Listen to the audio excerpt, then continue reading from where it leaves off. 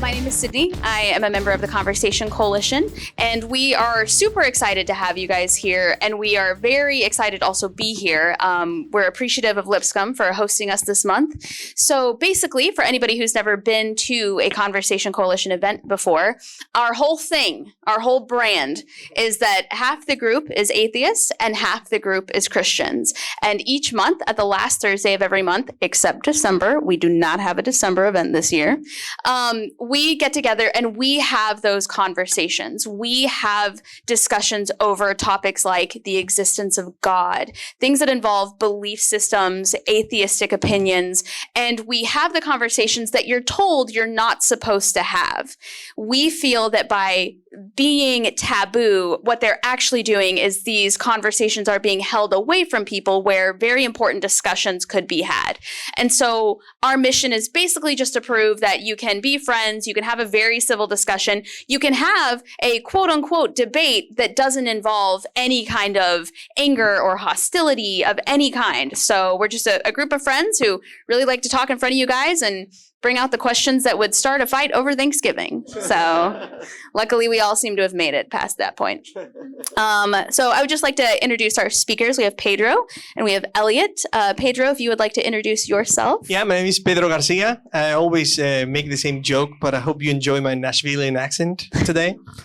And yeah, I'm just a team member with the Conversation Coalition. It's just always such a pleasure to have these conversations and delve into the big questions in life with people like Elliott and Sydney and all of you that, we care about truth and we meet together to actually try to search it. So I just love this. So thank you so much for being here. And John, by the way, it's a beautiful space. And thank you, Lipscomb, for allowing us to be here today. So I'm Elliott. I just really enjoy having these conversations, as do all of us in the Conversation Coalition. So we started this back in July, and the specific goal, like Sydney kind of mentioned at the beginning, we want to have those conversations that are seemingly more and more difficult to have these days. One reason I think is because they're often online and we don't have that face-to-face interaction. So one of the biggest things we really try to do here is we try to model what a good conversation with lots of disagreement is like. We know we already disagree because we hang out and we just have these conversations over tacos and burgers and stuff. So seriously, if y'all weren't here, we'd be doing this somewhere. But we are thrilled that you are here because we really think there's a need for this. We think more and more people do actually want to have these types of difficult conversations in a friendly manner. Yeah. So yeah, thank you all so much. And get ready because the end part is really the coolest in my opinion. Yeah. That's where y'all ask questions. So think of really, really hard questions. Pedro always says, and I love this line, you're going to think of a question that you shouldn't ask. Ask that question. That is what we want. That is what we want. We want to be challenged. So thank you so much. And a quick plug, the snacks and refreshments in the back are free. There's a QR code if you feel inclined to donate. That is not expected whatsoever. And we also have a sign-up sheet.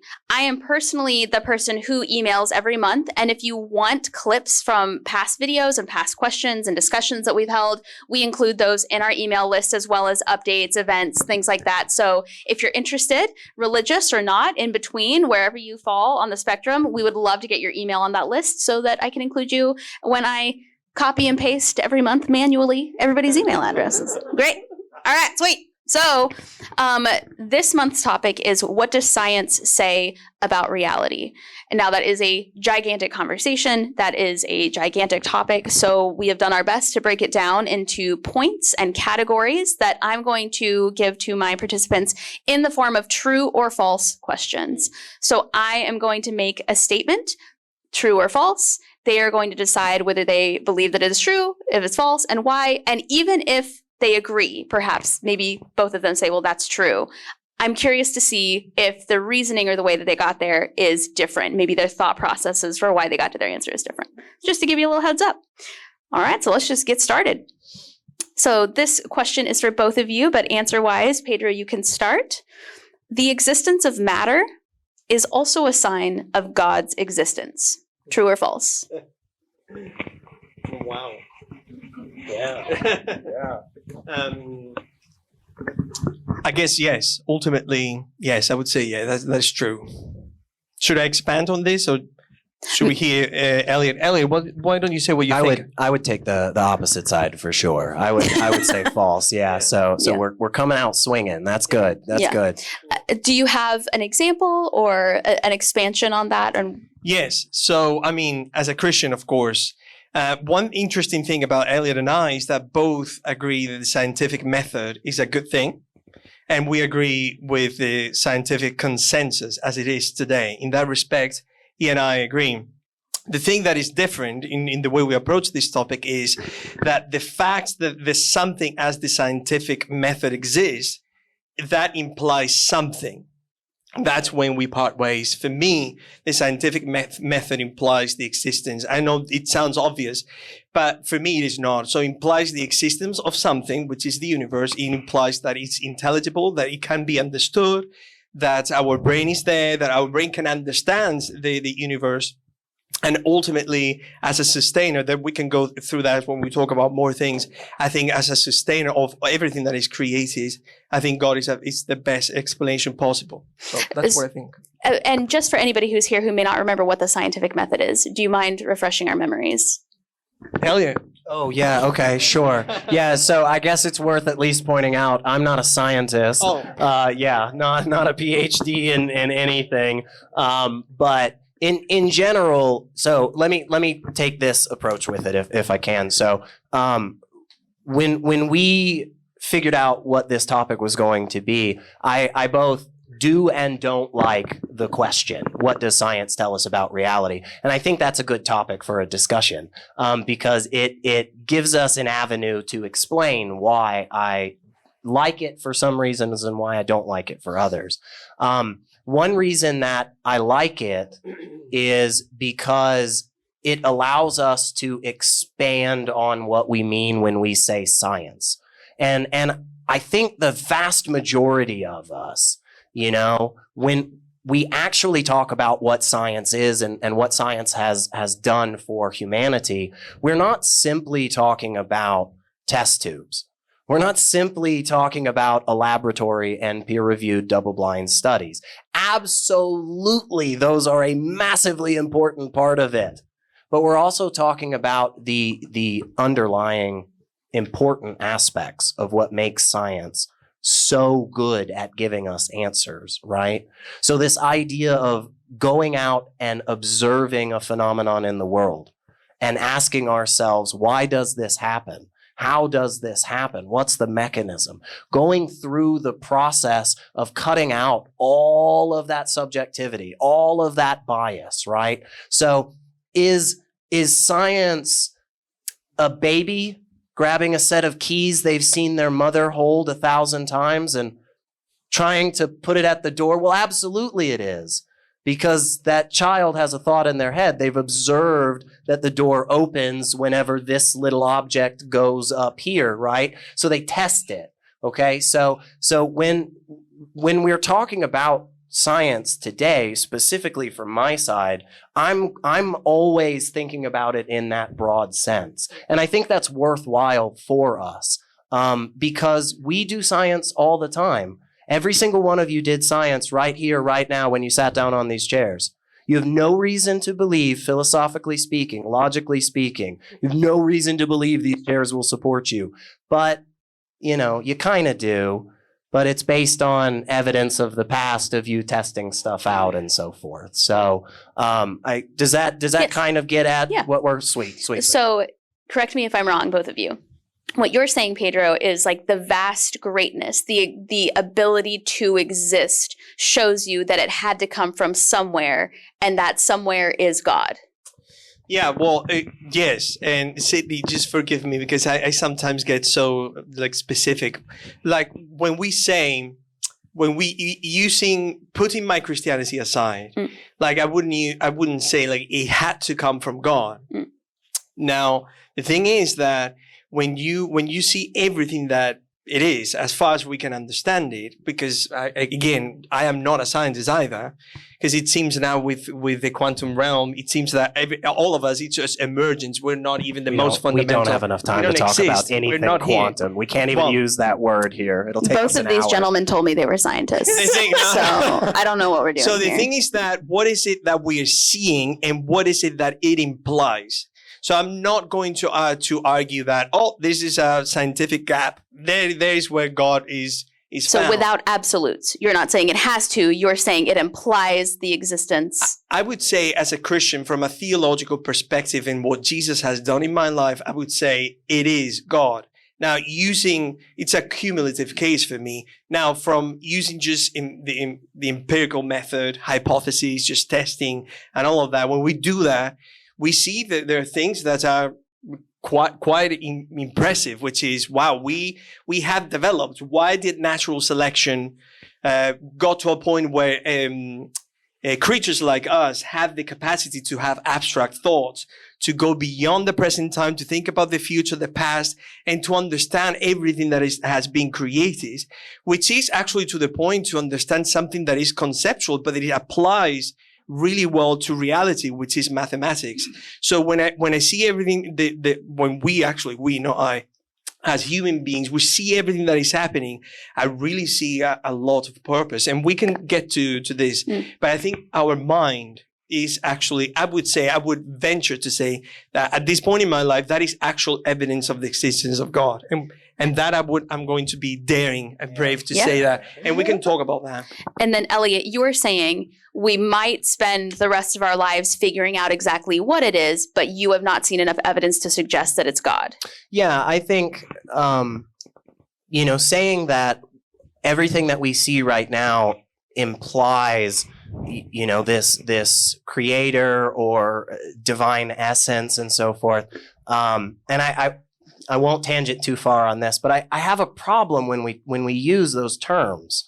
I have a problem when somebody says divine essence. I have a problem when somebody says supernatural spirituality, deity, because not a single one of you will ever agree. And we all seemingly are using the same thing to give us what our answer is, right? There may be one or two things that we agree on when we talk about what it means to be transcendent. But at the same time, there's a lot about it that is fundamentally opposed. But with that being said, I think everything that we see around us is very much couched in the most likely apocryphal story of Laplace and Napoleon. So if you haven't heard it, it's real fun. Laplace, this real smart, sciencey, whatever. I'm pretty sure that's what they're called. No, he had just recently written a book on astronomy, and somebody had given it to Napoleon at the time. A very patient man, a man known for being very kind to people, obviously. Somebody that you could, make angry and no big deal. So Laplace obviously was really daring when he gave him this book, and Napoleon asked, why isn't God in this book, basically? I see you talking about all these planets moving around and so forth, and you never seem to mention the creator. And Laplace basically responds with, we don't have a need for that hypothesis. The photosynthesis works without any implication of anything else. When water evaporates on the surface of a puddle and it turns into water vapor and it makes clouds and it rains in the town over, there's nothing transcendent or divine. It's very natural. It's very much a part of this world. And for me, saying that there is an implication of this category of existence, that A is not well defined to begin with, and then B, once we get a definition, it feels like we're contradicting. It's a jump. It's a big jump for me. But I can see that. That for me, and I'll be super honest. I'll just start by saying, just coming to the conclusion that there could be hypothesized to the possibility of there being an intelligence, let's say, beyond what we are seeing, I think it's critical thinking at its finest. And I'll explain to you why. And I'm not, by the way, this conversation, I mean, we could, if you guys want to, we could define and God and talk about that, but we're not here. That'll take too much time. And pay attention to it's important to mention that all these terms like divine essence and all that, the only thing that I said is that I implied, or I said, there is a creator. And the reason is not because this conversation with Laplace and Napoleon, this understanding of the world being a mechanistic world where everything could be understood, Isaac Newton started with that. It developed enlightenment and all of this. But now what's happening, Elliott, this is the way I see it, is that the more that we do science, I would say, when the scientific method started, it didn't start it started perhaps by necessity, but it becomes also a part of for the whole purpose of discovery. And when you want to discover something, you are implying automatically, or you're projecting the possibility that that thing can be understood. And as far as we know right now in the known universe, and the universe is huge. I mean, it's incredibly big. The only thing that can understand the universe, it's actually a mind.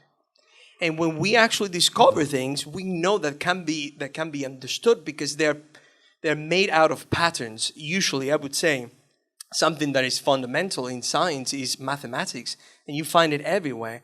So this is why I think this is critical thinking at its finest, is because if everything that you're discovering can be discovered because there's a pattern through which you can understand it, and you are the only known thing in the known universe that can understand it, it is not a big jump for me. I'm not talking about Jesus Christ at this moment. I'm only saying that if there's intelligence everywhere, and this is what I think, it's fair to say that we're finding things that can be understood. This implies heavily that I'm not saying like you can prove this empirically. Sure. The scientific method doesn't say anything about atheism either. We discover something, we're human beings, what's the meaning of this? That's when the conversation begins. I think just implying that there's a mind, that something created this, I think it's just not far-fetched at all. Now, when you bring into this conversation doctrine or Christianity or Islam and all of that, I understand that it could be more difficult. Well, we're not talking about that today, but that's my point about the basic step of whether or not a deity of any kind is. Yeah, I mean, the implication that this could have been created, I think it's really critical thinking at its finest. I could be wrong, of course. But me thinking that, oh my gosh. Yeah. So I think, I won't focus on this, but I'll push back. Well, I'll push back on the part where you said us going out to discover something kind of projects that it can be discovered. I think we've shown pretty regularly throughout the history of scientific discoveries that is not the case. Us going out to discover something, I think, is more hoping than it is the assurance that it can be understood, right? But that being, would you go out if you know that you cannot understand? Well, so no, most likely no. But I actually think that's a problem for the religious. But I don't know that we have time to get into that. I think the issue is in the religious mindset. Just back to the conversation quick about those terms that are ill-defined. The problem is that you are fundamentally restricted from ever understanding that category of existence. Well, you cannot know the mind of God. And so you are actually the one that is prevented from ever being able to discover. Whereas my view on things is it could be or could not be discovered. We don't necessarily know yet. But again, that is kind of a tangent. Can I ask you a question about that? Please. Yeah, I'll go back to Sydney, you tell us. Yeah, jump in at any 1 time. minute. Okay. So, Elliott, as an atheist, I don't know if this is even possible. It makes sense logically because in terms of definitions, an atheist doesn't believe in it. with the information that we have collected about the universe and the facts that everything can be understood, everything that we discover can be understood through an actual process in language of mathematics.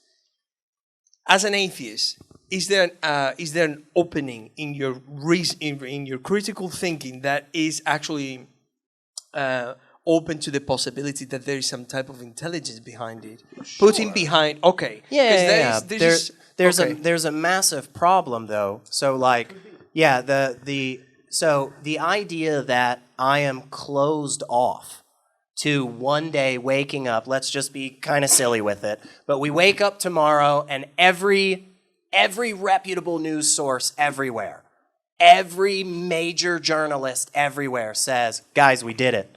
We did it. It's real. God. And it's this one. Like, absolutely not closed off to that potential one day. But the issue is that it always seems to me that whenever we get to that point in the conversation, we have already accepted so many things that we have utilized correctly to continue down this path and further our understanding that completely 100% contradict that conclusion. What is it that what is it that the contradiction? Good. This is a good transition back into, and I swear we'll stop after this. Sydney. I know, it's rough. We may not be professional scientists. We are professional talkers. Yeah. They told me they were I'm curious about this contradiction. So the issue goes back to what you have said repeatedly about the ability for something to be understood, right? So the existence of a pattern is not evidence of a mind. A codification of that pattern and a purposeful continuation of that pattern could be evidence for a mind. The problem is we're all in the same philosophical boat of not being able to prove anybody exists but ourselves. We have to accept that and move on in the conversation. Otherwise, the conversation never happens. So we have to start from the beginning with the acceptance that at least something can be understood. Because if we don't, the conversation is impossible. It is logically impossible. It fails right from the get-go. Okay. And the issue is that if we accept those things, we don't have a great answer for the laws of logic. Don't have a great answer for solipsism. Don't have a great answer for just existence at all. But if we accept those things and move on, we don't get to 14 steps down the road, say, oh yeah, but we don't have good answers for those things. Because we've already been able to make so much progress in between that initial acceptance. It is interesting. I promise you. It is interesting that you're saying this because, and correct me if I'm wrong, like we need to accept that this is the way it is because if not, then we couldn't have a conversation or we couldn't discover. I understand that, Elliott, but this universe happens to be the way it is. And when I accept that the universe can be understood through the language of mathematics, I can accept this. Yeah, I accept this. But of course, as a human being, we all ask these questions. It's very easy. Why? Some people say, well, this question is stupid. You can say that. You can say whatever. But that question is not stupid. And the actual facts that the universe is intelligible and that we can understand it, it happens to be the same creature that has a mind, tells me that by implication, I'm not contradicting anything by implying that there could be an intelligence behind it. I don't see any contradiction. By the way, I want to be soft in this, but I don't know how to say it, but I kind of lost a little bit of respect with people that, respect in this sense, not as a person, but like people that say like why questions are not necessary. Well, so that's where it's just very interesting. That's where I think we're not exactly eye to eye on that. So I don't think that why questions are necessarily not worthwhile. My issue is never with the questions. I love skepticism. The problem... You do? I know, surprising, right? Surprising. No, but I'm a big fan of asking difficult questions. What I'm not a big fan of is coming to a conclusion without good justification. Well, in terms of the scientific method, Elliott, you cannot come to the conclusion that either God exists or not. I'm talking about by implication. I think you can if you have particular definitions of these things. If you have a definition of a God that does interact, as the Bible says, when more than one true believer is together and asks of me, it will happen. If that's your God, just raise your hand if you're a true believer, because we'll either find out that God's not true or you're not a true believer. Yeah, but you want to apply the scientific method to a relationship. So I think you're equivocating a little bit. I think we can apply a scientific method to a relationship. I don't think so. In certain categories we can. So for instance, we can say, hey, me and Sarah, we're in a relationship, and somebody goes, yeah, I don't know if I believe you. I've never seen you with this person. I don't even know. She goes to a different school. She goes to a different school. It's not Lipscomb. It's Belmont. Chill out. She's never been around. I don't see any evidence of this or anything. But hey, actually, look at this.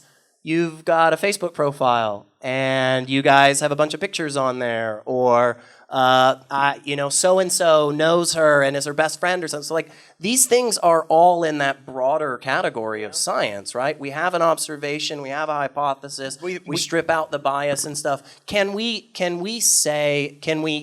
currently do this thing where, I don't know, we hook you and I up to a bunch of wires and then go, all right, Elliott, tell me how you really feel about Pedro. And I go, well, I mean, he has a lot of hair. Yeah. I think he's a good guy. You hate him. No, we can't do that, right? But that's where the implications come in that are worthwhile, in my opinion, because we have evidence of all the things in that system, right? So just like with photosynthesis, we have evidence of the sun. We have evidence of plants. We know some plants die. We know some plants grow. We can put plants under certain lights and they grow better than the others. But you keep, and it's okay that you do that. You keep going to the system. There's a system that does this and does this and does this. I'm not talking about that. I'm talking about why the system is the way it is and what that implies. Right. But to ask that question, you have to accept the system. Of course, and I do. But if you accept the system, then asking that question doesn't get us to the conclusion that you say it does. Well, but the conclusion that I'm getting, it's not a conclusion that is empirical.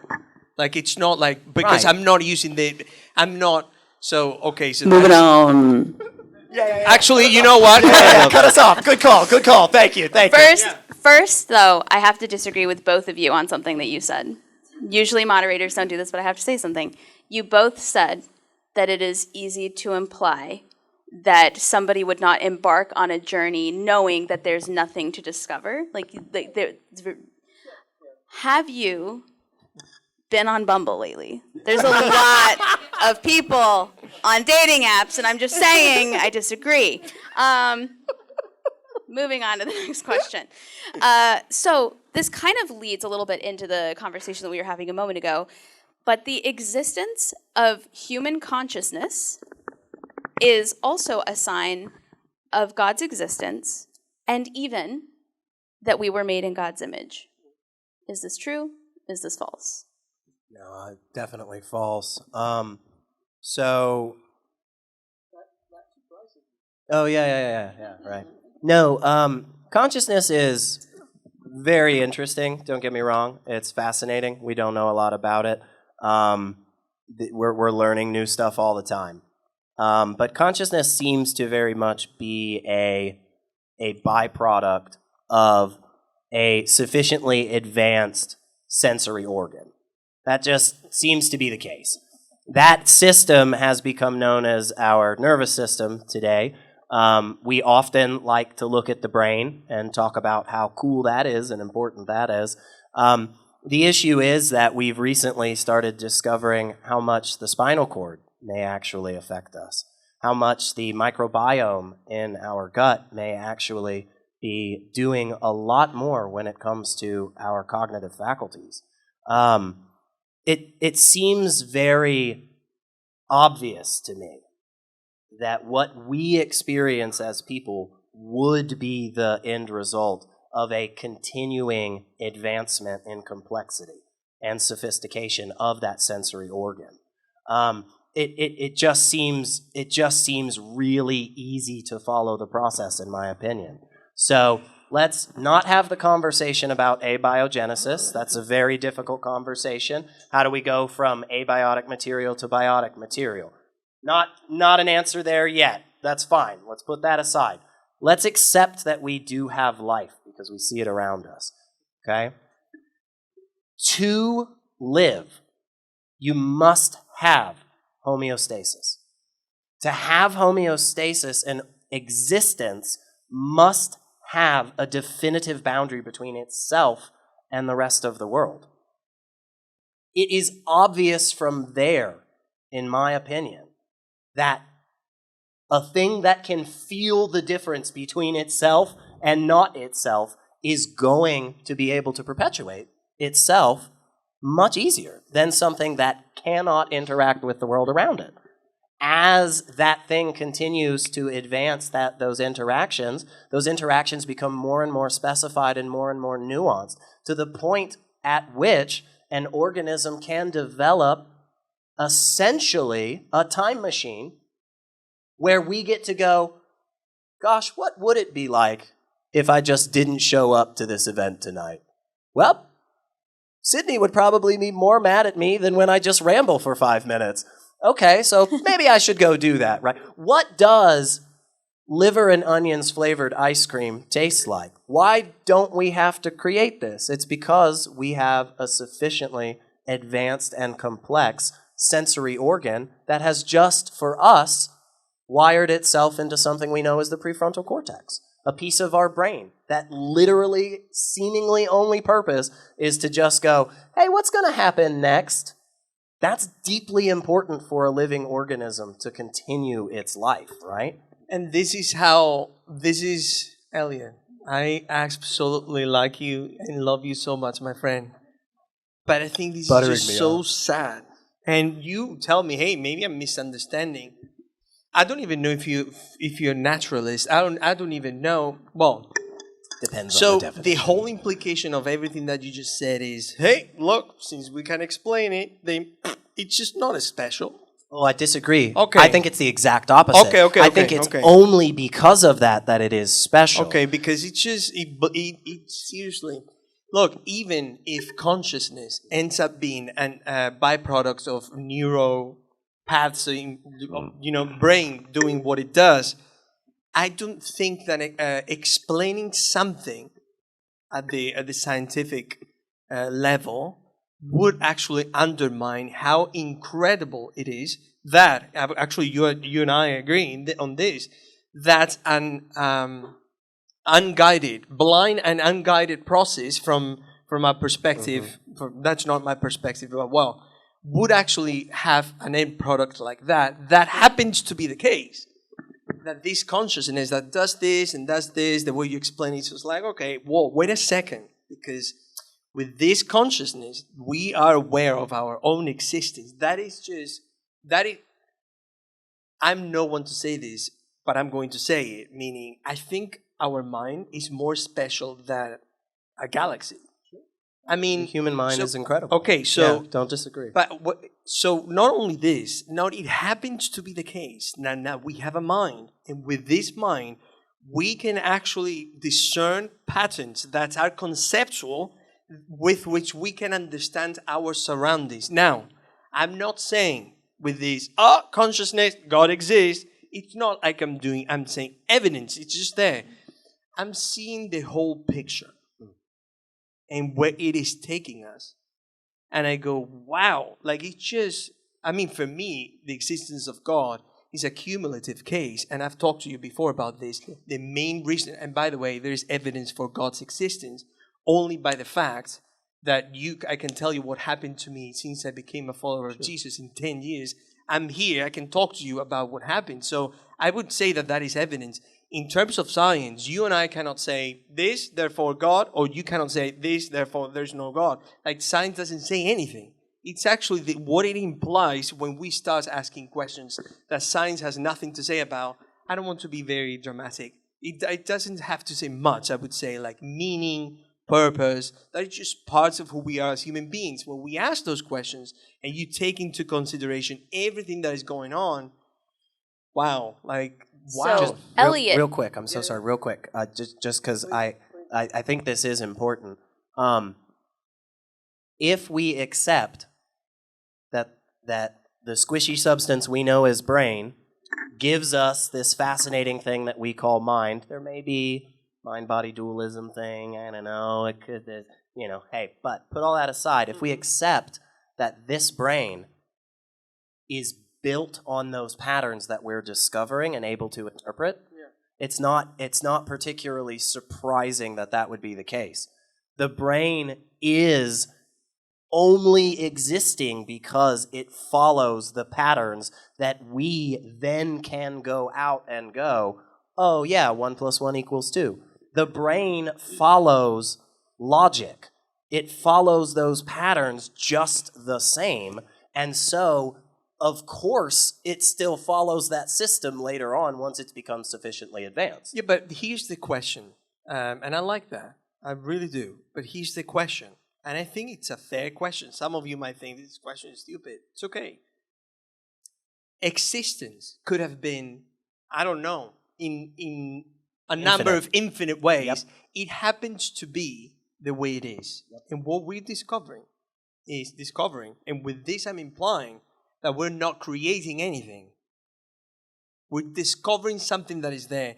And it all ends up being patterns that can be understood by minds, and we can actually predict things that are going to happen in the future with this language. And as we go back to not galaxies or the universe or how it is expanding and getting faster and all that, it's also when we go to the quantum level, we see also, we don't see order, but we're starting to see, I'm not using this as evidence, God exists, but things like this thing about the observant in certain subatomic particles that you're actually observing, and they're behaving in a certain way.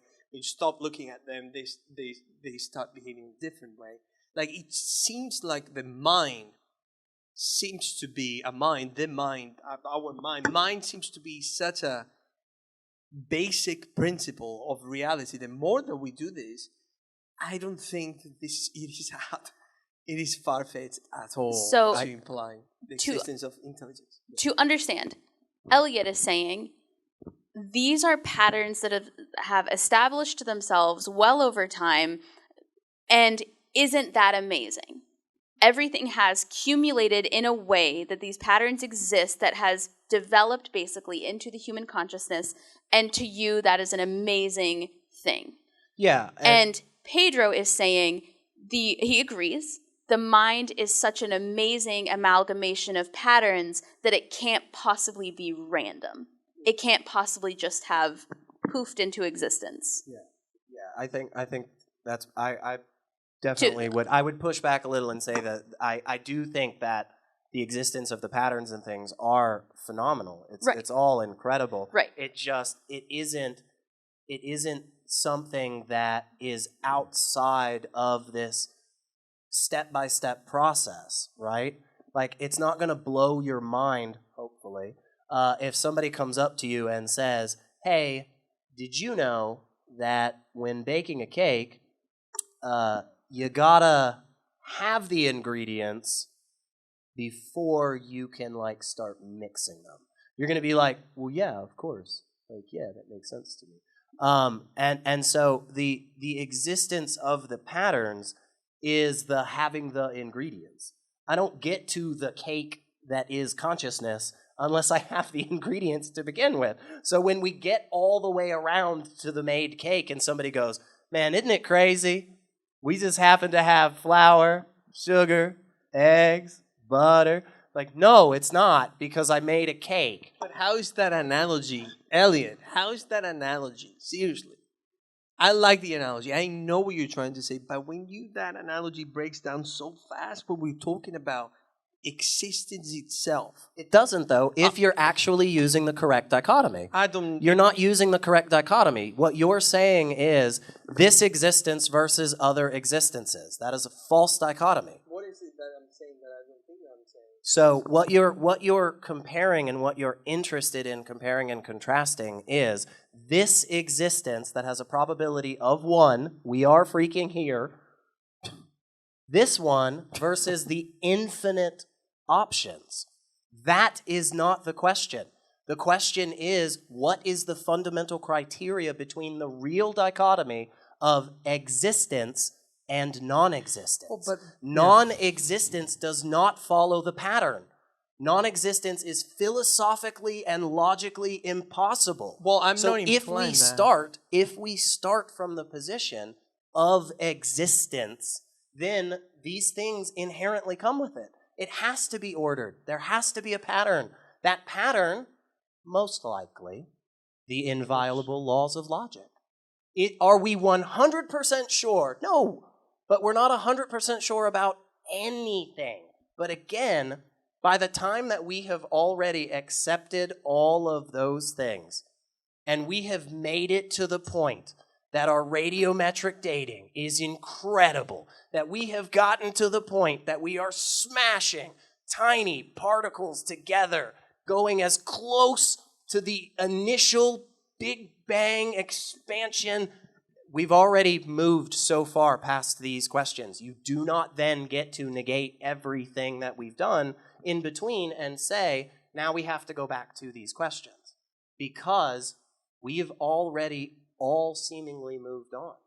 We aren't actually asking the question about the patterns when it comes to filling up our cars with gas, when it comes to waking up in the morning, when it comes to predicting a solar eclipse.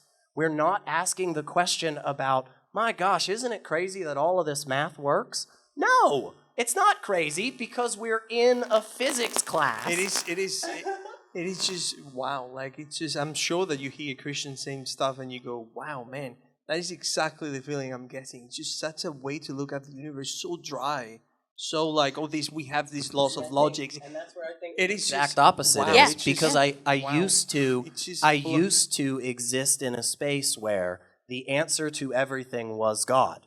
Yeah. I think it is problematic oftentimes when believers want to bring in anything other than the answer that God is actually just more capable. Now, if you say that the answer cannot be God, I don't know if you're saying that, but if you, okay. Not necessarily, until we define what those the properties of that God is. Because you cannot say this cannot be, God cannot exist, and then call yourself I'm not talking about you in general, call yourself a free thinker. If you're free, you wouldn't be restrained yourself because of having Sure, I mean, you have your mind open enough, but not so open that your brain falls out, right? Yeah. I didn't come up with that quote, so don't attribute it. But Sydney, go ahead. Yeah, please. Am I allowed to interject my own opinion at all? Yeah, go for it. Just to make you feel better, because you look distraught. No, I'm just, this topic is one of my favorite topics. You look distraught. I love it, and when I hear this, Elliott talking about this, it's just and so... All I want to say is I have never found more beauty and amazement and value and joy and love and light than since being an atheist. I would, and that's why I just want to make you feel better about that. We don't view it like a dry. When you say it, I'm not talking about experience, personal life. No. But guys, just that be view. careful with the analogies of bringing, because we're not talking about that. Yeah. We're not talking about experience, because if you talk about experience, then no. But that understanding of the universe, that understanding of existence, to me, is the most fascinating explanation I've ever had yet. That is the most... Do you know how many species of shark bioluminesce? If you don't, just look it up, because it's not zero. There are multiple species of shark, I think it's a dozen, that get like 3+ feet long, who have the ability to make chemicals in their body that make them glow in the dark like a lightning But what bud. does that say about anything? What that says Tell me, is, please. especially when we take out this hypothesis, as Laplace did, when we take out this hypothesis of the divine that can just do whatever, whenever, it makes that so much more valuable. Yeah, It makes that so much more interesting. Yeah, I don't because it doesn't come from a specific, oh my gosh, let me just make 12 different species of shark that glow in the dark. Because then it's like, well, yeah, but why didn't you make 12 species of shark that glow in the dark and can sing? Because you can do that. The world is less interesting when you have that possibility in your back pocket, But that you can just always that play. is worldview. This is not a scientific statement. This is not empiricism. This No, is no, just no. Yeah, because- this is just my opinion on stuff. Correct. Because that I mean, okay. feel So like- Elliot, I like what you said. Okay, so you guys, I like.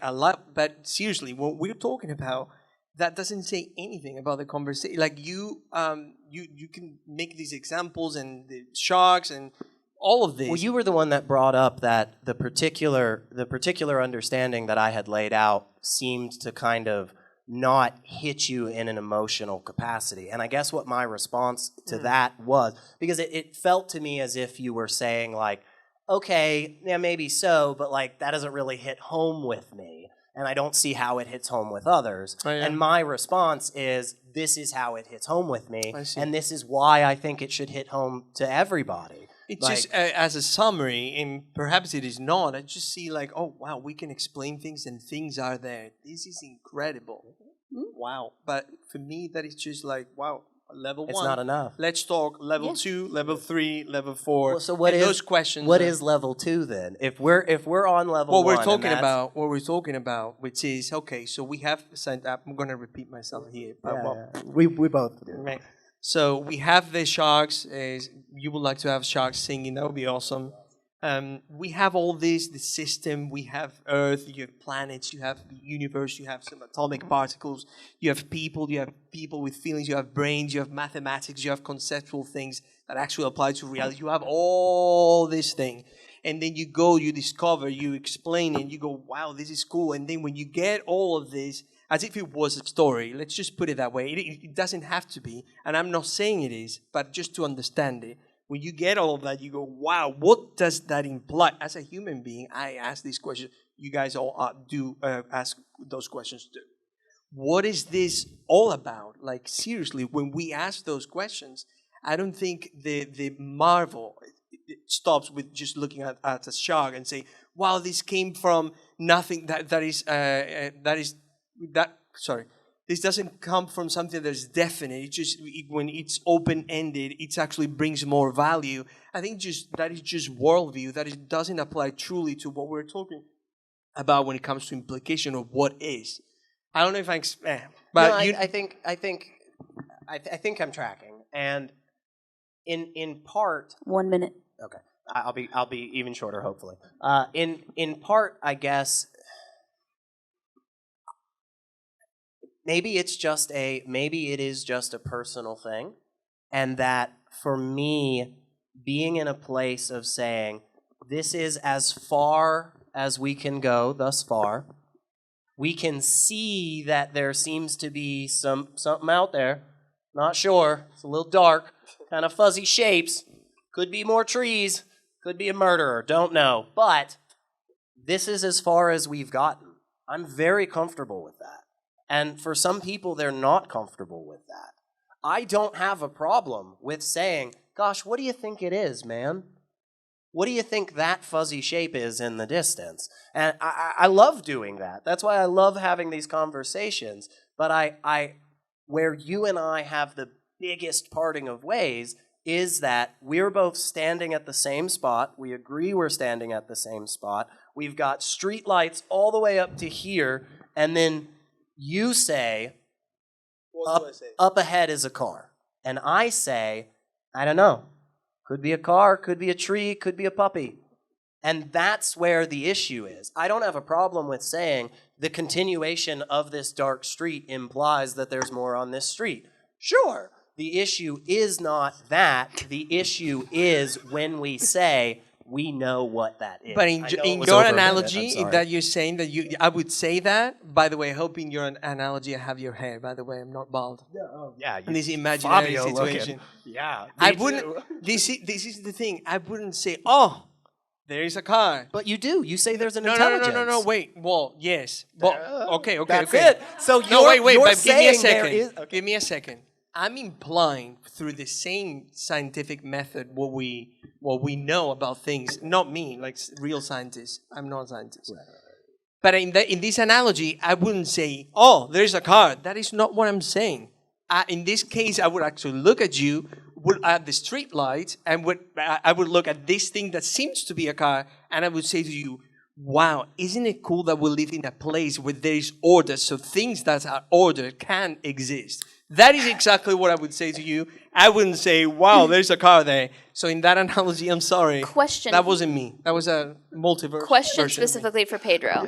And I'm asking this because I have lots of friends who are here. I imagine they're asking the same question. So many times you have said you are not saying that, and correct me if I'm wrong, that you are not saying for sure 100% there is a God. You are implying that everything you have seen has led you to believe that yes, there is a God. That you have seen enough evidence that implies time and time again that there is a creator. So, is that correct, first of all? Yes, and Okay. yeah, please. Well, the reason I'm asking that is because people who are not religious might wonder, is it worth all of the rules and the things that are expected of you should there be a God if you are not 100% sure that there is a God? If that makes sense. So, for example, the Bible, to boil it down, I mean this not disrespectfully, the Bible has a lot of rules in it. There are things that you do, and there are things that you are not supposed to do. And one might ask, if you're not saying for sure 100% there is a God, but you're instead saying everything I've seen has led me to believe that this is all evidence of God, are the expectations of people who call themselves Christians worth that micro percent that maybe that wasn't God? So I like this question. So today's conversation, as I understood it, we are talking about within the parameters of the scientific method, and I talk about this with the utmost respect. I'm not a scientist and I'm not a philosopher. I am alive and I love these topics. That's how much I can give. So today, what I say is, thinking that there's intelligence besides sustaining the universe is by what we know through the scientific method in putting scripture aside. I'm not talking about that. It is, as an implication, as a hypothesis, it's critical thinking at its finest. This doesn't mean that it's true. Now, why do I believe in God? This helps. Oh my gosh, yes. Cumulative case intelligence. Oh, yes. But I don't believe in God because of that. Right. I believe in God because one day I said, okay, so what is wrong? We don't have to talk about this. I don't want to open a kind of worm. So the reason why I believe in God, you guys know, I'm a follower of Jesus. And this implies, if I put in a sheet of paper, it would be a huge one, everything that I've said, everything that I've thought about, everything that I've said, everything that I am, the things that I think about when I am alone and no one is looking, and I presented all of this to you, you would say, there's something wrong about you. You would say that. And I think, and I would venture to say, with the utmost respect, but this is parts of Christianity, the same happen if I would see what you would write on this sheet of paper. So I was introspective to the point that I said, wow, I do need a savior. And that is when the cross stands, and that is the main reason why I'm a Christian. Now, of course, if I were to live in a universe where there is no patterns, there's no order, or else, by the way, I want to be honest. I don't want to just. I deal with that when it comes to nature. There are difficult things for Christians. Nature is brutal. Nature is absolutely brutal. So it's not like for a Christian, it's not also beautiful. Like, oh yeah, everything's.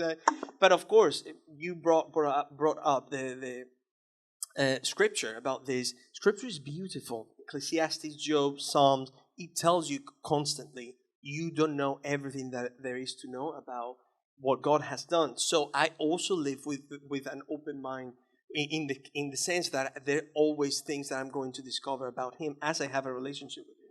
But I'll leave it there. Yeah. And you can make a comment. Yeah, so it's fair. real And quick, then real quick. after that, we'll hop to Q&A. Yep. Again, with this focus on the basic order that seems to again be inviolable, right? This is for me again just where we have to start. If the idea of living in a world that doesn't have patterns, Pedro, explain to me in any way whatsoever without patterns what that is. Give me any criteria whatsoever. I challenge every single one of you. Take as much time as you need. I'll give you my direct contact. Call me when you get one. But the moment that you put a description on something that is completely chaotic, unordered, unpatterned, you have failed in your goal.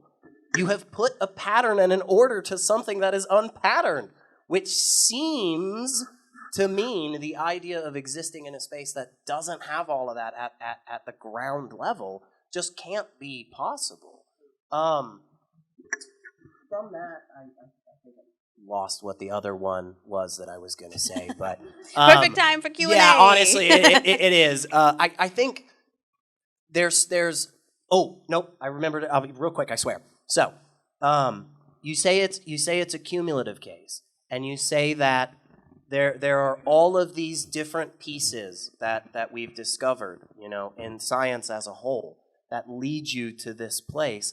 And I hear this a lot from many people of many different faiths. And the problem is that just as we have started to see the likes of very well-known Muslim apologists stop using scientific miracles in the Quran as an argument, we have seen the same thing happen with Christian apologists, with Hindu apologists, with Jewish apologists. Everybody is stepping back from that because when you open the door to that in your religious understanding, we now have to go piece by piece. And if we go piece by piece, and none of them are sufficient to get to that conclusion, you don't get to add up a bunch of broken arguments and failed papers. That's not how it works. They don't count for you. You now just no longer have the science. And I think what you said is the best argument for belief in God. I think what you say is at the core of your belief is actually the best answer. I just have problems with that answer still. I think it's the best, but I still have problems. But I love doing this with you. Oh, seriously. same here, my friend. I love this. Same we have here. So much fun. Round of applause for these guys. They're awesome. All right. Questions.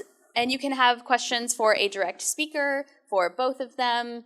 Totally up to you. What questions do we have? Get spicy, you guys. I Come know on. we got them. We got like 30 minutes here, so you don't want us to just keep rambling. I promise. Question. Okay. You What is your name? Rena. Reina. You had said that the reason why you believe in God is because you need a savior. A savior. You need it. You need a savior from what? For myself. For yourself. Yes. Just for yourself. Yeah. And that's what makes you believe in God, because you need a savior from your own experience in life. Well, would you mind? Sorry, I want to say your name well. Would you tell me again? Rena, Gina, Tina. Regina. So Rena, not Regina, So, Rena. Instead of asking me questions to lead me to a specific point, what would you share with me the point that you want to share? Well, you were explaining why you believe in God, and then your final answer is because I need a savior. Not because there's evidence, but because you need a savior. A savior from what? Well, if That was my question. Okay, so yeah, I need a savior because I know what I'm carrying. I know who I am internally, and I'm actually walking evidence that God exists because of what happened in my life. I can tell you what happened to me during the last 10 years. And I try to take seriously actually following Jesus. And then when it comes to evidence, when we talk to evidence within the framework of science, again, science doesn't give us any type of evidence for atheism or for Christianity in terms of like empirical method, mathematics. But by implication, I do believe that there is an intelligence that transcends the universe, matter, and actually that fits really well with my worldview, which entails that there is a creator that created everything. So for me, it fits beautifully. Okay. Great question. Next question? But thank you, Reina, for the Yeah, question thank you, so much. I know we got him. I see him on your faces. Yeah, normally we don't let the members of Conversation Coalition ask questions, but please, you guys, if nobody else is going to be brave enough to get spicy. This is another one. This is for Pedro. What's your name? William. William. I've seen you before. You have, yeah. Hey, William. Hey, nice to see you again. So I actually used to go to school here. Oh, nice. I did. That's my undergrad. What did you study here? Mechanical engineering and math. Oh my gosh. Wow. Yeah. Yes. You get it. You're smart. Would you mind asking the question to Elliott, please?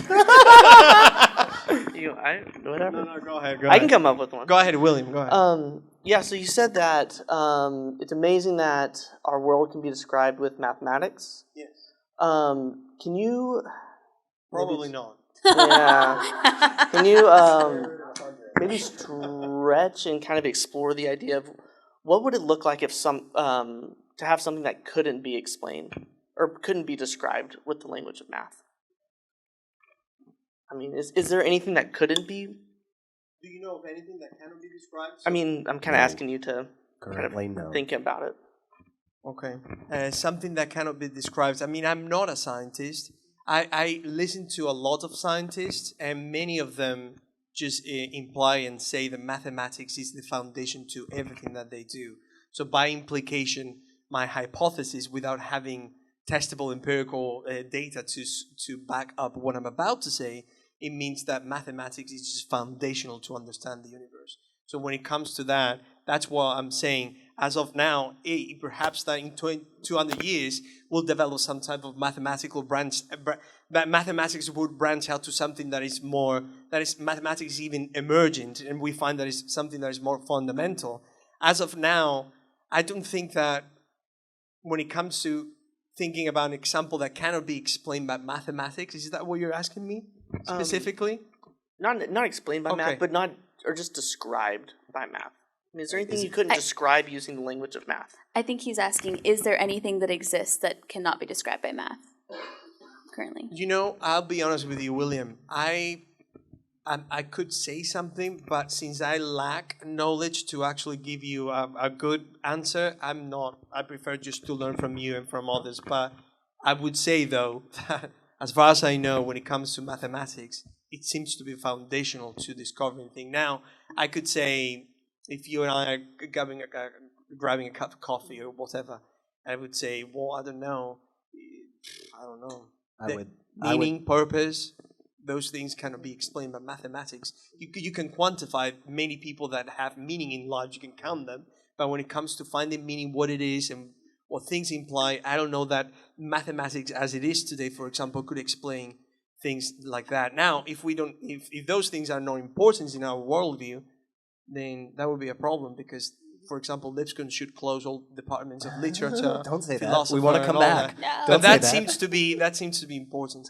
I'm sorry, William, if I didn't give you a good answer about this. I thought you did. I thought you did good, man. And I think I like a lot of what you just said there, and I think the difference is that when I look at things like abstract thoughts, I'm not separating those from the same system that I've been using to get me to the possibility of abstract thoughts. It feels to me like that those types of things sit in a different category for you of existence. And I guess what I'm trying to say is that even if you have a subset of existence, even if you have a more specified category of existence, that now we can differentiate between this type of existence and other types of existence, they are all under the category of existence at the beginning, which means they all follow the rules. They all follow the laws of logic. They all follow mathematics. It goes laws of logic, then math, then science. Everything comes from that. Everything comes from that when it comes to... She's not going to let me She's not going to let me respond to that. See. All right. We had a question on the front row.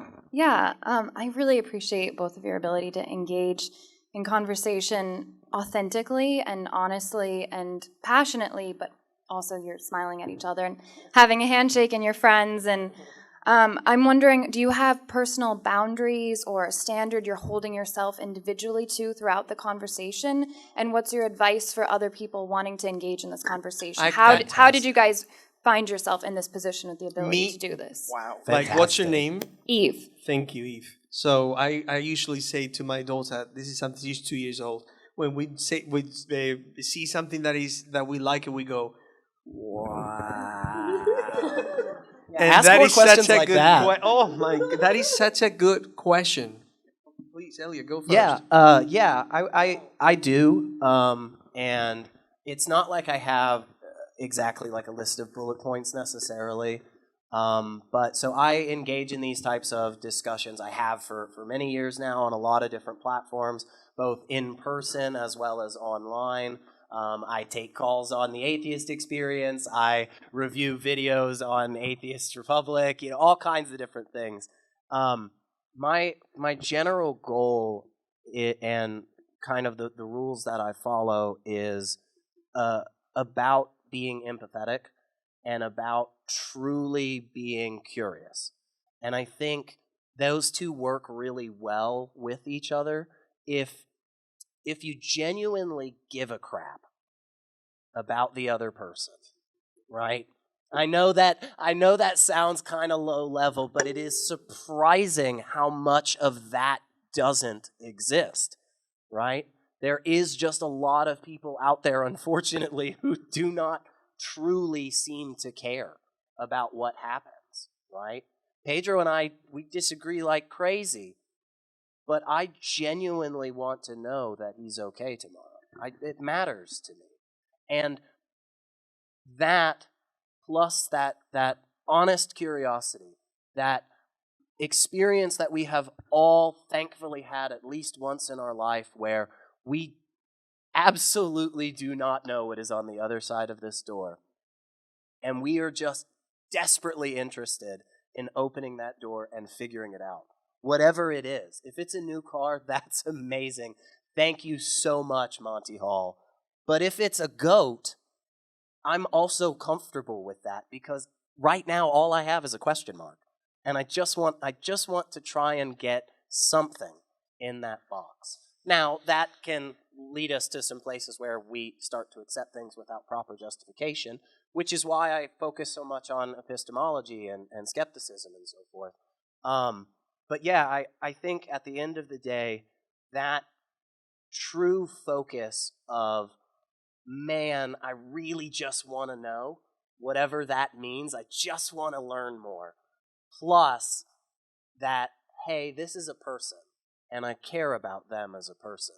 Those two things, I think, will take you miles and miles, because that is stuff that's unfortunately, again, lacking. And I think you just make more progress. If you just want to be like super duper like cynical about it, and egotistical, hey man, you're actually going to accomplish your goals more often by behaving and engaging in this manner, I think. I think we've got a lot of evidence of that. I guess Pedro and I could have just come up here and yelled at each other and cussed at each other the whole time, but I don't feel like anybody would have learned a single thing. We wouldn't have made any progress for ourselves individually or collectively. So, I mean, I don't have much to add to that, Eve, but would you mind asking that again? I want to...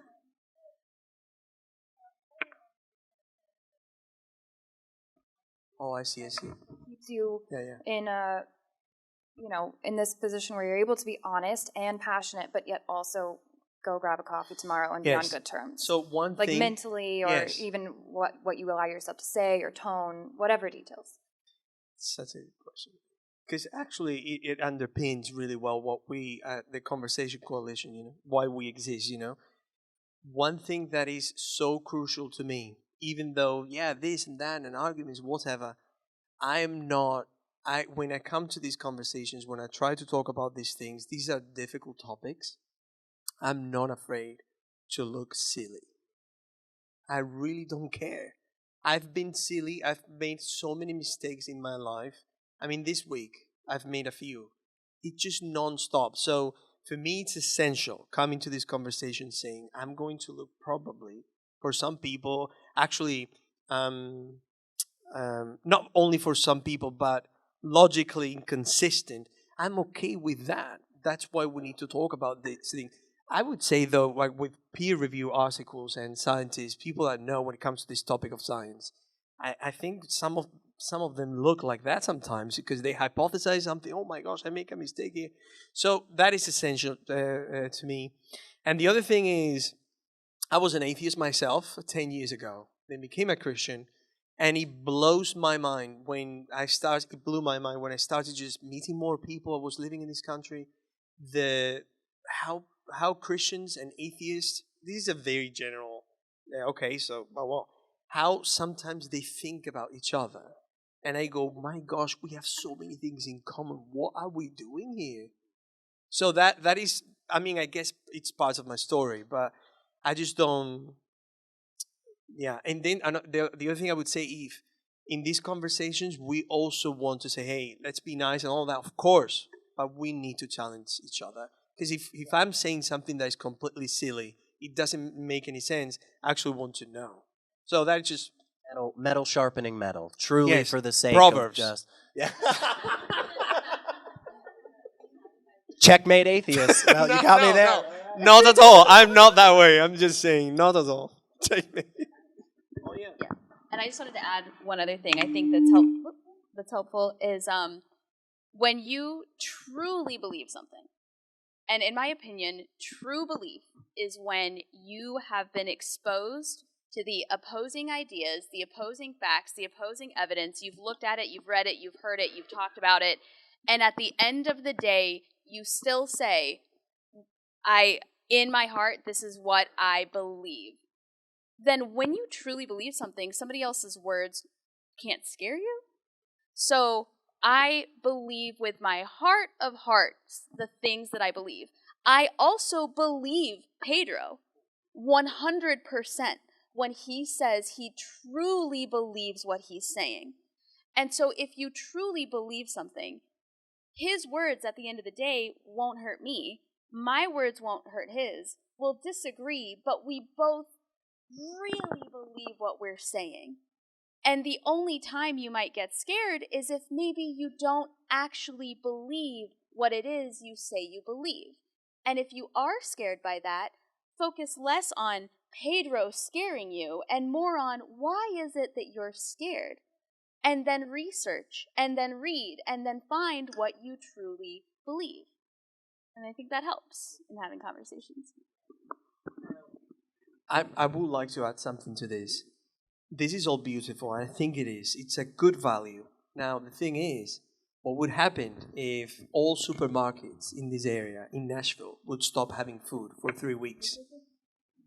Then all of this would start being completely different. I would eat Pedro. And No way. but it's a good question. Would I, bring the spot so that I could be a hypocrite? Would I actually behave in that moment? What would you guys do in that moment? So it's almost like being not taking for granted what we have, but then also actually being consistent. Yeah. Which is maybe another day we'll talk about that. Oh, yeah. If we wouldn't have this ordered, we go to bed. It's amazing. We have a bed, we have a house, we have all these things. Those things were not there. We would have. Would we? How do you say that in English? Would we be having a conversation like this and these values? Would I give you this and food and all that? We would get to the center nucleus of what's happening with humanity, when there's no order, what do we do? So I'm just making this comment just to say, just to give you a small snippet of how my mind works. Like, oh my gosh, how can we be consistent? And of course, as a Christian, that would be a challenge. I don't have food. What do? I need to share with you. My daughter's about to die, but I want you to survive. So I'm just saying that I don't want to take for granted what we have, but also bring the challenge to you as atheists or whatever you are in the faith, non-faith spectrum, where you fall. It's like, wow, am I going to be consistent with this? If you're a secular humanist and the way you love people and empathetic, will you do that if society were different? Would I do that as a Christian too? So very interesting things to talk about. Yeah, and I just wanted to end, just kind of wrap back up with that great question, and just say that I think one thing that all of us, a part of the Conversation Coalition, are really hoping for is that we spark in everybody this desire and this interest, right? Yes, we have the conversation here, this one event, but we don't want it to end here. We want you to go home and we want you to pick the brain of your best friend or your partner, or, you know, talk to your children and just say, what do you think is going on in the world, you know? You might actually be right, you know? We want to instill this in all of you, and we hope that we have been able to do that. I know here tonight there's a bunch of people that have come to a good bunch of these events in the past, and so we've got you guys at least on our side of critical thinking and cordial discussion. So we're taking over the world with an army that'll just stand around and talk about everything and question stuff. And then we just see them fist fighting on the parking lot, yeah. just on no holds. So we had a question here with the gentleman in the blue shirt. I've enjoyed this conversation, but it seems to me that we're in the middle instead of the beginning or the end. How would you guys feel? We believe in faith. Faith is not something you necessarily can see, but you can feel. It's like the wind. You don't know where it comes from, but you feel it, and you know it's there. And you see it in other people that have faith. Science obviously is good. Otherwise, there'd be a lot of people that wouldn't be alive today because of COVID. Science developed the vaccine, so it saved a lot of people's lives. But to me, it's still, we're starting in the middle of the conversation. Why don't we go back to the beginning? Somebody said matter. Does matter prove that there is a God? Absolutely. Because there was nothing before matter, and something had to create that matter. And the odds of it, this Big Bang theory, the odds of that happening is 100 trillion to 1 that could actually happen. And for us, the result of it, for us to have conscious minds, for us to have a heart that actually loves and bleeds and cries and so on and so forth. So why don't we go back to the very beginning and say this, which is true, creation or evolution? Because that's the real question is. Oh no, please, if you want to. Well, that is interesting because that I don't think. I mean, I know that there's some Christians that see that like this dichotomy there. I just think that evolution and creation can coexist together. So I just don't see that there's any problem with both existing together. Okay.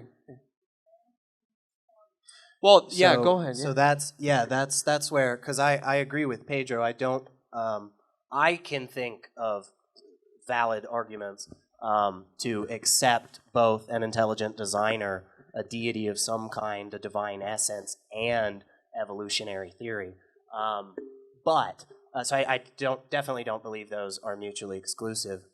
But the issue I would want to push back on that you said about the beginning being nothing and then something, I think that's kind of the issue that I was trying to bring up earlier.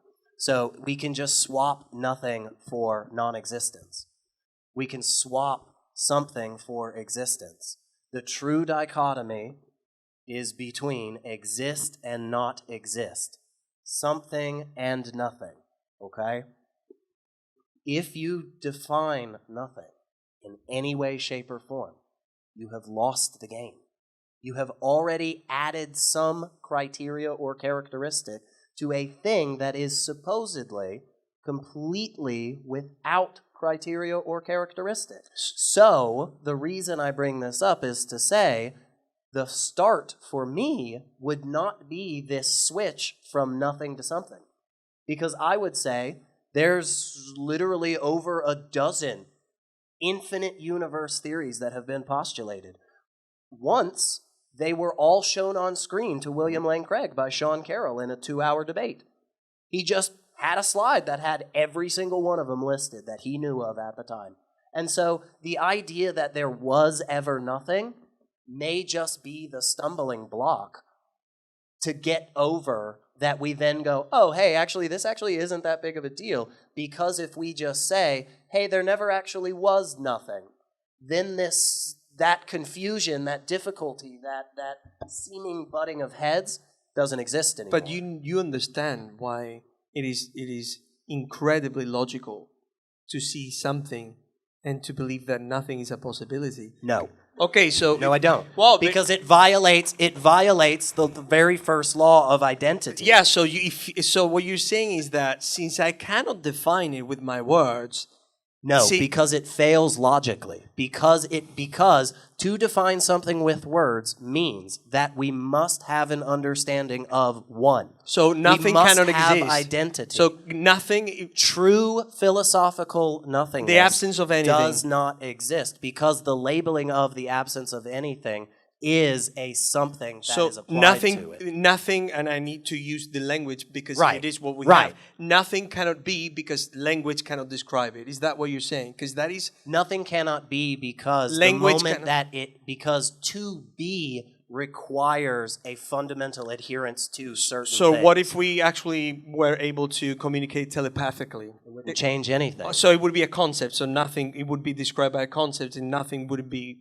Is that what you're saying? Nothing still wouldn't exist because the definition of true nothingness would be something that cannot have a definition. Because if it has a definition, you have now at the very least put a circle around something.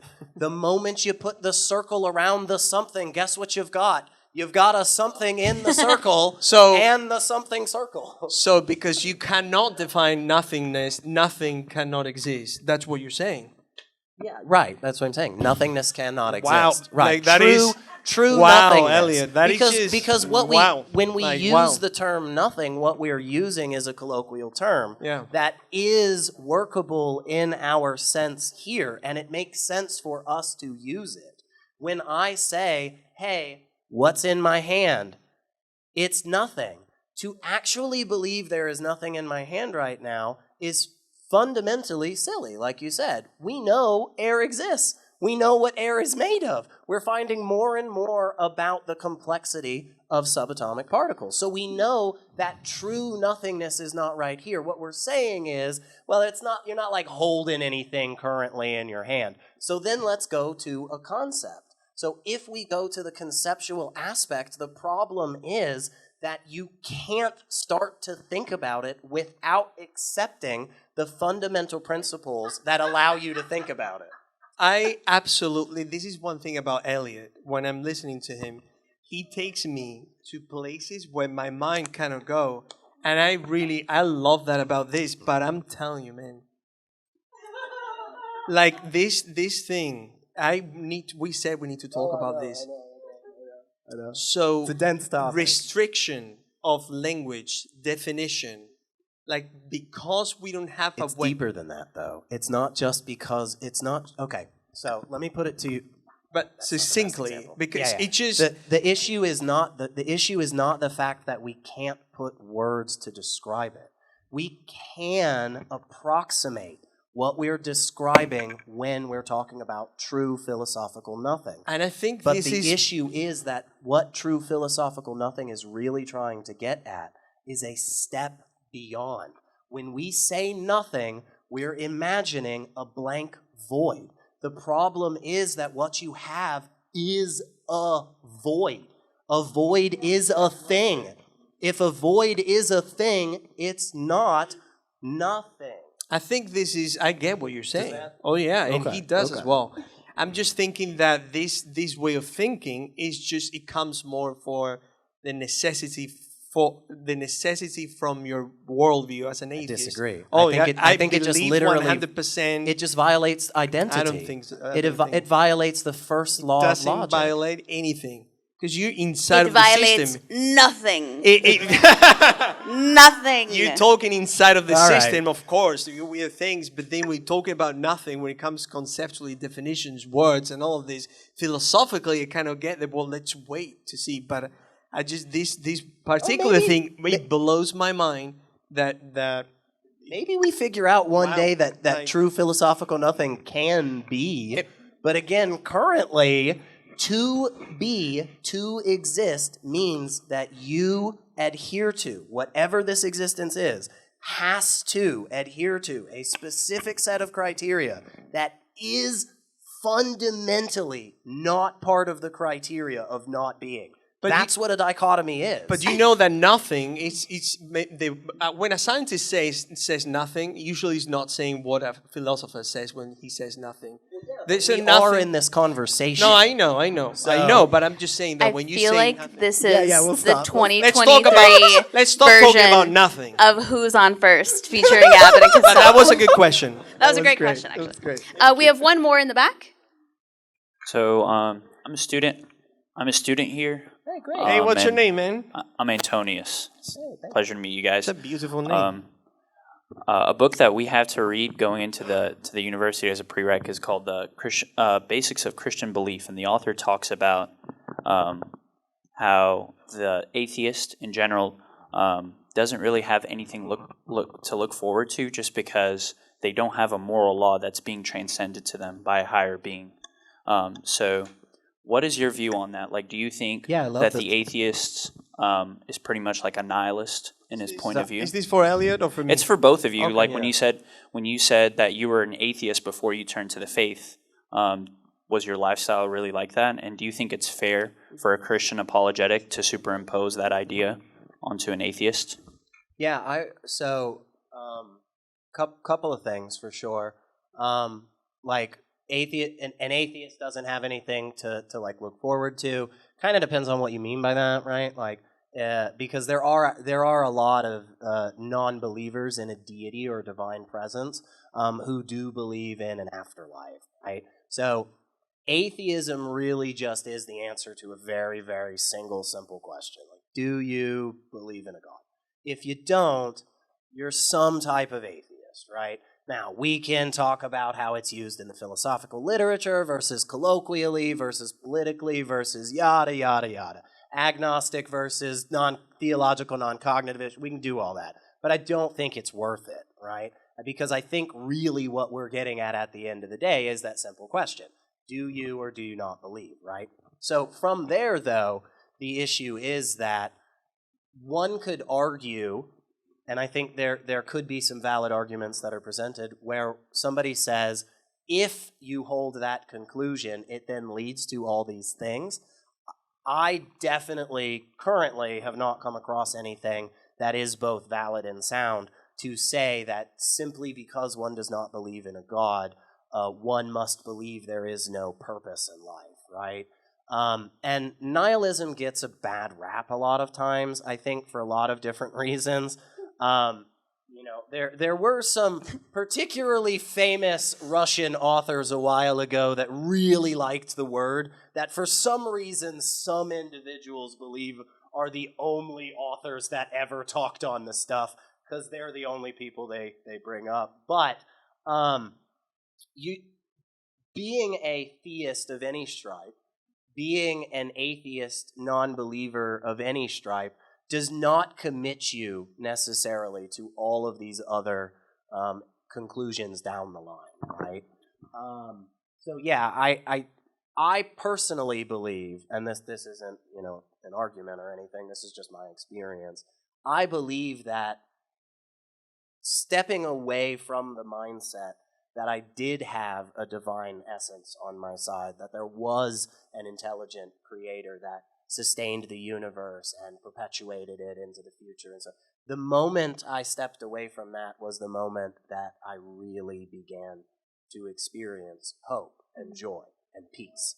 That was the time at which I was able to actually find myself sighing with relief and feeling comfortable, because every other moment up until then, there was a better answer to make the situation more correct, more fair, quicker, faster, slower, whatever the answer is. All of that was available, but for some reason not provided, and not provided with no explanation.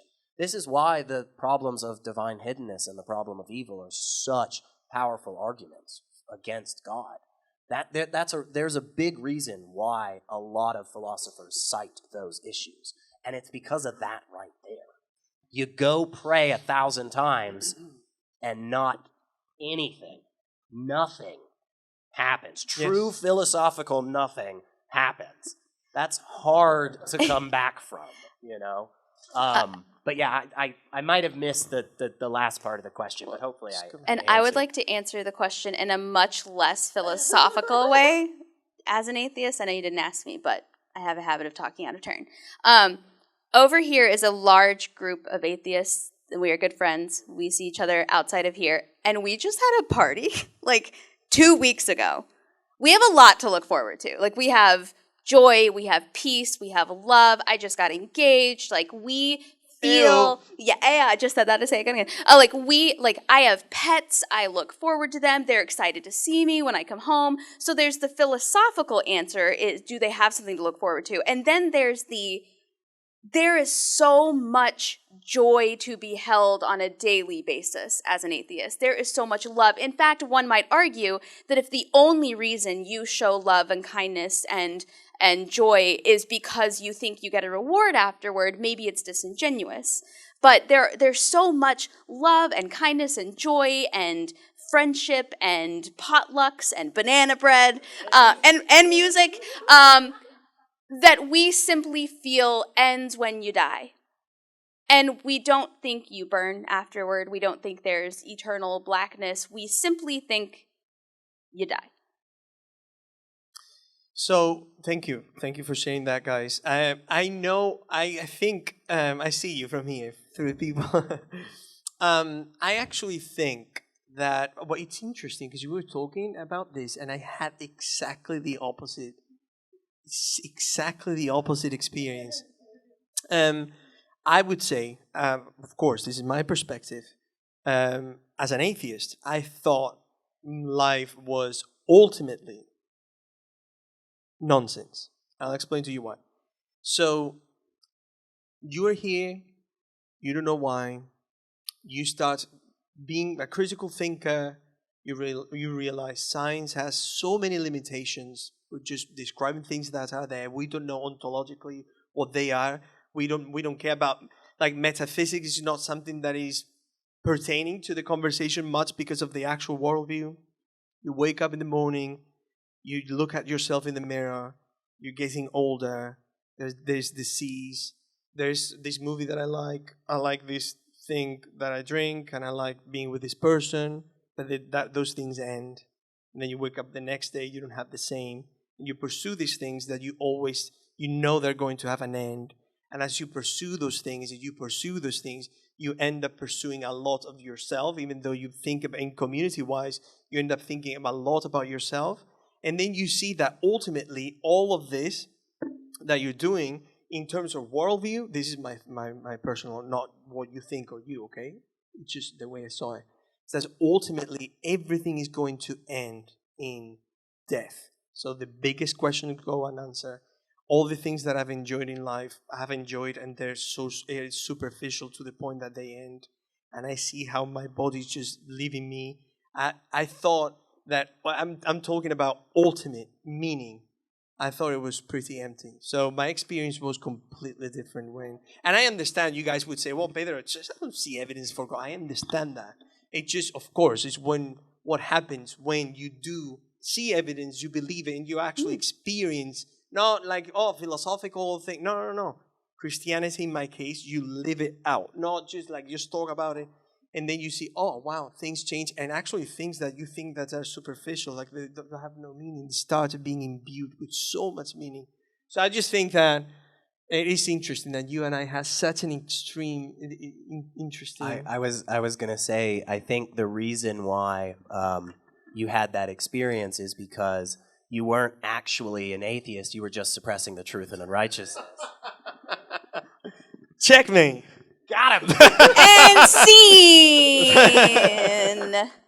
Thank you. We have one more. Okay, I have a question to Elliott. Yeah. I'm sorry, I just grew the courage to ask the question right now. Yeah, but good. In the beginning of the conversation, you said that in order to ask a question beyond the system, you must first accept the system. And as someone that studies science here in this university, I accept multiple biochemical systems and cycles that go throughout our bodies and throughout nature. But how does going above the system, asking how did this system come to be, not prove to you the beauty and the joy and the existence of God? Because you said that it doesn't lead you to a creator, but instead it leads you to the opposite. How? Yeah, so the system that I was referring to there is the same unanswerable questions that we must both sit in a space of uncomfortability and question marks. You have no answer for the fact that I exist or I don't. The only thing you can definitively prove is that you for sure exist. I could absolutely be just a figment of your imagination. Why are you imagining that I made chili before coming here? I don't know, bro. That's your weird fantasy. But I did. I made chili before I came here. And when I go back home, it will be there in the crock pot, right? So we have to accept that even though we don't have a sufficient answer for that, right? We have to move on in our system, right? So we have a couple of things like that. So logic is one of them, right? Just existence as a whole, just whether or not anything really is happening. The fact that other people exist, right? So when I was saying to question that system, we have to accept that, right? That's where the issue comes in for me when somebody says, but doesn't the existence of that system just prove the beauty of this other thing? And I would say, no, because you haven't explained anything. What you've done is you've provided me another question mark that at the best,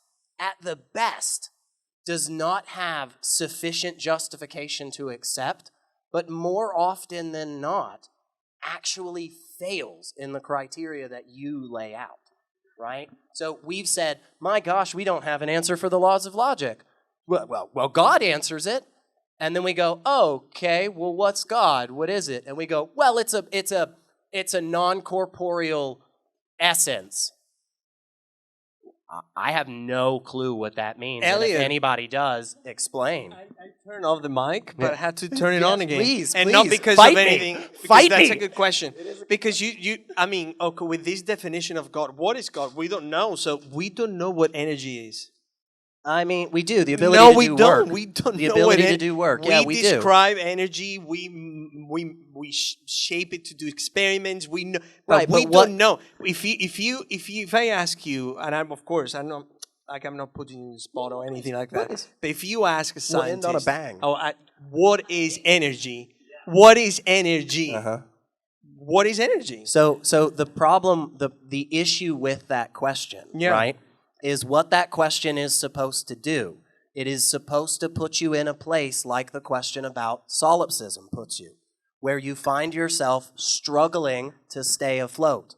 The problem is, though, that what we have in our system is a handful of questions that do not currently have a sufficient answer. But by accepting these, we are able to answer seemingly more and more novel things that we have never seen before, and we get them right. We predict it time and time again, and we get more and more correct. Because of And intelligence. Hang on, but after all of that, after all of this progress, after the acceptance of the unanswerable 5 questions, you then say, But here's another question that we currently don't have an answer to. And you posit it as if that is something that violates these other things. And it doesn't. This question down here of us saying, hey, we're not super sure about what energy is, does not affect the system that we've been using this entire time to get to the point of asking ourselves, what the heck is energy? But that happens with God too. Like we don't. No. We might not be able to define it, but we know what it does. The issue is that you put God first. The reason it's not a problem with the energy question is because it's all the way down the list. What you do is you accept these unanswerable things. We make all this progress. We find something that we currently don't have an answer to, and then we go all the way back to the start and say, I actually have a single answer for the 5 unanswerable questions. But when you apply the acceptance of those unanswerable questions to that one thing, it fails every time. It doesn't. Every time. Because you're framing the answer. This student has says that he studies. That implies a brain that is functioning, consciousness implies intelligence, studies things that are mechanistical. Oh, this can be understood. We're talking about the same again. But you see that as he's doing that, he just sees patterns, information that can only be discerned with intelligence. What is the problem, Elliott? With him, because you're saying proof. You have no way of determining whether or not a But pattern exists with the mind or without. I know, I understand. But if you see intelligence at every turn, you understand. But I don't. That's what I'm saying. You currently don't have the ability. That's very Spanish. You currently don't have the ability to distinguish between something that is ordered by a mind and isn't ordered by a mind. Because at the end of the day, the example that I would use to say not ordered by a mind is a flower that has a fractal pattern. And if you don't know what that means and why that's incredible, again, just like the sharks that glow, please look it up because it's fascinating. Elliott, but it happens But it's only fascinating because we have the ability to distinguish between a human being making that pattern out of clay and it just occurring without anybody doing anything. The flower will grow whether I am there to observe or not. But you see, that's the phenomenal I thing. like all of this. I like your question a lot. But as you're saying this, you see that it happens to be the case, Elliott Martin. It happens to be the case that only a mind can say and understand everything that we're talking about. Right. So by implication, saying that a mind has put everything together, there's behind something that is actually intelligence that can only be understood by a mind is critical thinking at its finest. We're not proving the existence of God. You cannot do that with science. Proof. That's mathematics. William, he would agree with me. You can prove only. Do you think we have proven the existence of God, or do you think we haven't? You like can on prove things with Facebook, mathematics. comment below, subscribe. The rest is just probability. That's the way it works. Yeah, but join us on Patreon. You see that the student is just seeing. That's what he's saying. If you see a pattern, and the only thing, as far as we know right now, is a mind, you understand that it's not a huge jump. Like if you ask evidence that is empirical, we're not going to do that because science doesn't do either. It doesn't give you, these are the reasons why God exists. We're talking about different type of conversation. But by implication, it happens to be a mind, the only thing that can understand this pattern. So by implication, as you can see, you can hypothesize so much and so well that there's a mind. And I'm so sorry, I forgot. I think. Which of you is the Christian and Atheist? I'm not sure. I think we might agree on this, Pedro. Apparently, we're just gonna have to talk more about this in the future. Yes, we have some disagreements to have. Join us in January of 2024, the last Thursday of the month. Pedro, Elliott, the Conversation Coalition, and everybody here who helped us put this together. This has been really, really cool. Thank you so much to the team who helped put this together, to John. Yes. All I would add is thank you for coming to our university, and I'm so glad that this conversation could happen here. And I'm thankful to our provost and president for approving this conversation because not not that long ago this conversation probably wouldn't have happened on this campus. And so I think that that's progress, and I think it's helpful for our students, if they are true believers, to have that tested and for them to figure out what they really believe. So I appreciate you guys, and I've known Pedro for a while now. So we have had Ask a Wonder events and now Conversation Coalition, and I hope that can continue. So thank you guys. One last thing that you've probably seen on the screen, and I think one thing that believers and non-believers can agree on is that we should care about the creation and God's planet. And right, the planet, the planet. Don't complicate it, okay? We're gonna get in a conversation about nothing again, and then you can't even. Sorry, John. Okay. Sorry about that, John. Right. In April, we're having a theologian who thinks that as Christians we have done a disservice when we don't care for the planet, and has written a book that kind of calls out the Christian community about that particular topic. And so she'll be here April the 11th, which is also on a Thursday, so hopefully we're not in competition with that. But you're all invited to come out for that. And it'll be here on campus, probably around the corner in Ward Auditorium, which is a little bit larger space. But if you're interested, scan the QR code, maybe get that on your calendar, and we'd love to have you.